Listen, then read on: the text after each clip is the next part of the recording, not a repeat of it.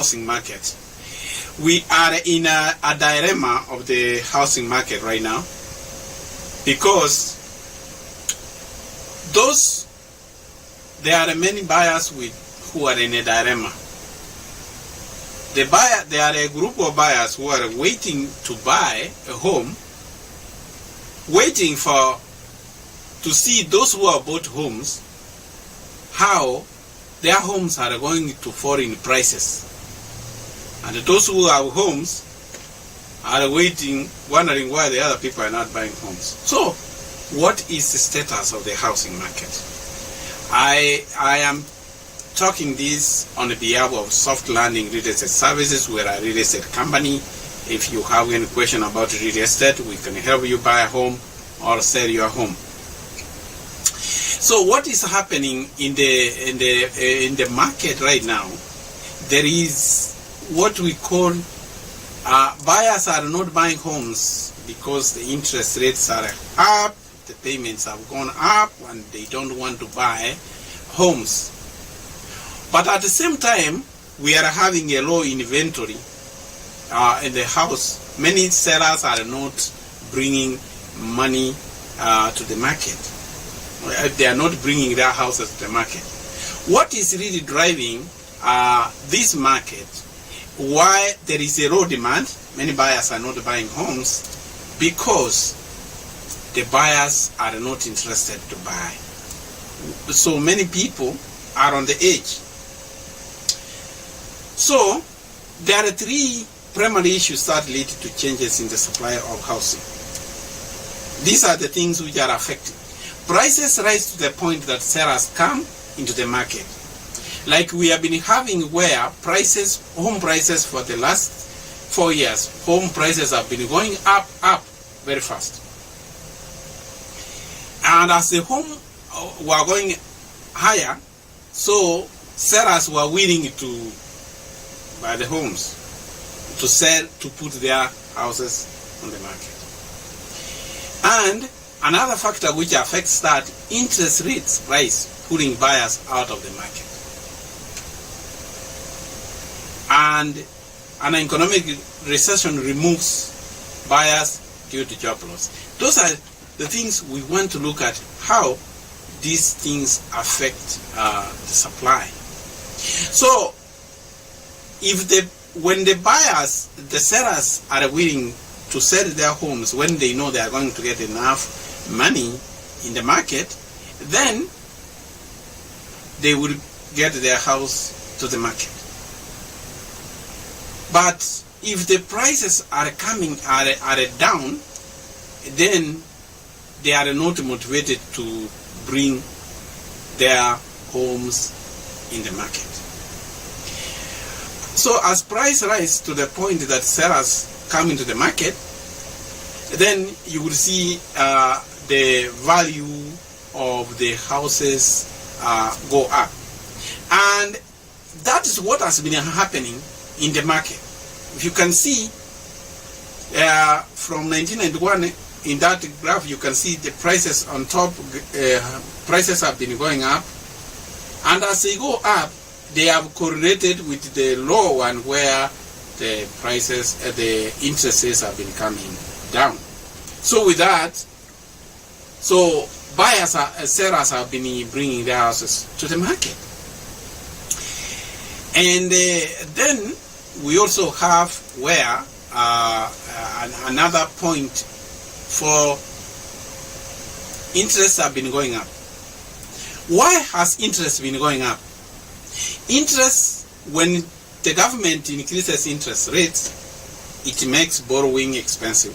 It discourages many buyers to come out of the market. And if many buyers leave the market because of interest rate, that is something we don't have control of. The government always has to control inflation. You remember people have been complaining about inflation, that the prices of things have gone up. One of the things that the government does is what we call fiasco policies. They do, when there are two ways they do about fiasco policies. Expansionary fiasco policy comes when there is a recession.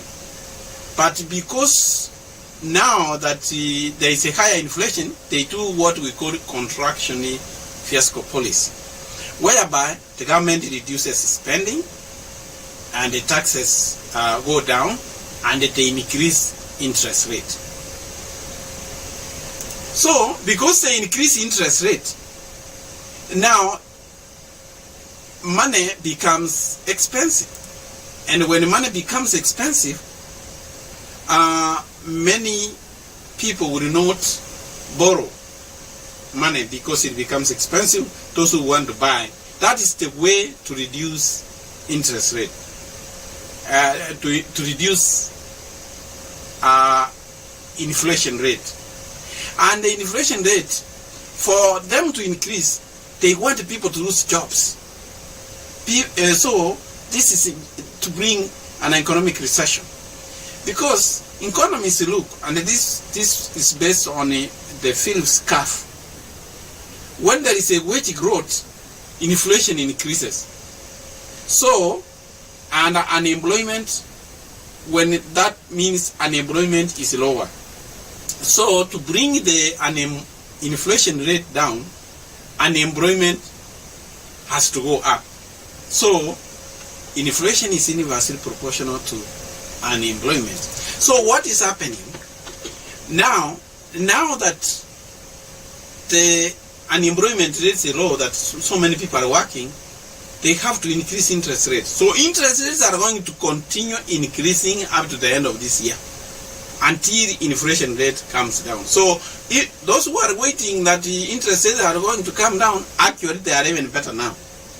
The Federal Reserve will continue to increase to make sure that interest rate has to increase until inflation rate comes down. So that affects the supply.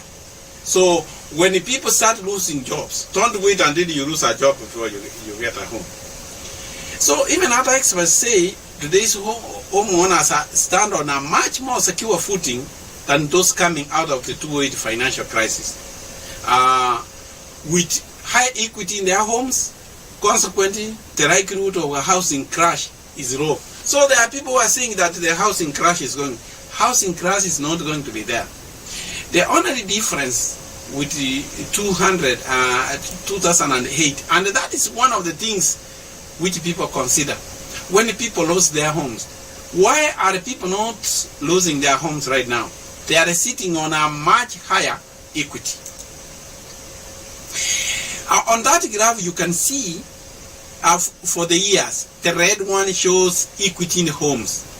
In 2008, 2010 to 2013, most of the homes in the US, people were having a more mortgage than the value of their home. But from 2013, you can see right now, up to 2022, the difference between the debt they owe and the mortgage is so big, they are sitting on a lot of money. So, what does this mean? People are not ready to lose their homes because they have a lot of equity in their homes, they own the home. In 2008 crisis, a person could walk away from the home because he had a higher mortgage than the value of the home. That is the difference. So these are the three factors which are affecting the market. So, is it the right time to buy? Buying a home is one of the greatest investments you make. And that one you have to make a decision yourself. Use your intuition, seek advice if you want to buy a home. Because now that we have the interest go up, if that is the only thing which is making you not buy a home, then you're making a big mistake. When you want to buy a home, you buy a home. It is easier for you to buy a home right now, and because even if you are going to pay more on interest rate, but you know you are likely to get a home far much cheaper. Take for example, that is a home currently we are having on the market. It was listed for $367.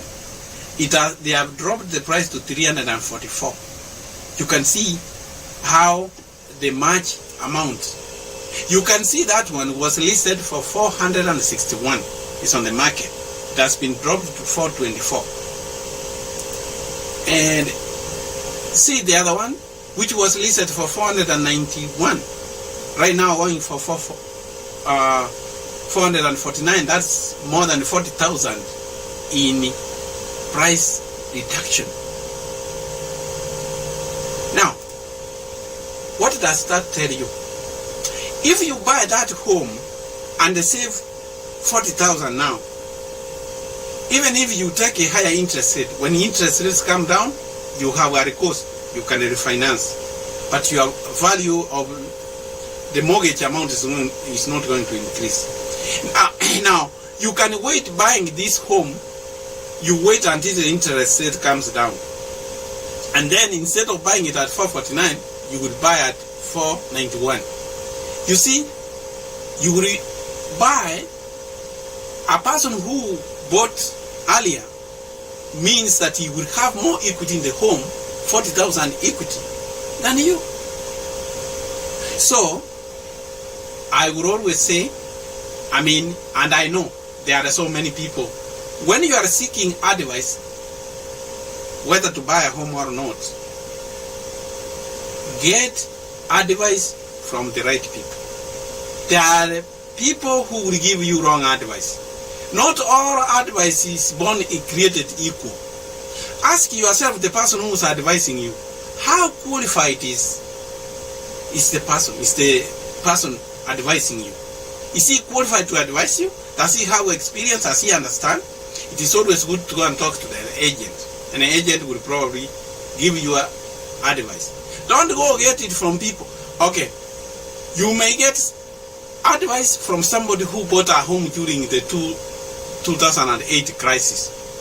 That is an expert with bad experience. He will always want to give you expert based on his own experience. Will that really help you? No. Okay. There are some people you get advice for a person who has not even bought a home. Does he have a good basis of advising you? No. Probably as a wrong motive, why are you buying a home that he doesn't have? He will always discourage you, will say your houses are going to fall. So get good advice, and if you want, come to Soft Landing Real Estate. We can be able to help you. If you want to buy a home, we will be happy to help you. And I hope that helps. It's always to get good advice and follow your intuition and see if you really need to have a home. You need to have a home. Go ahead and buy before even interest go up. There is a projected that at the end of the year we will be over 10% interest rate. So even getting now, the rates are between 6 and 7%.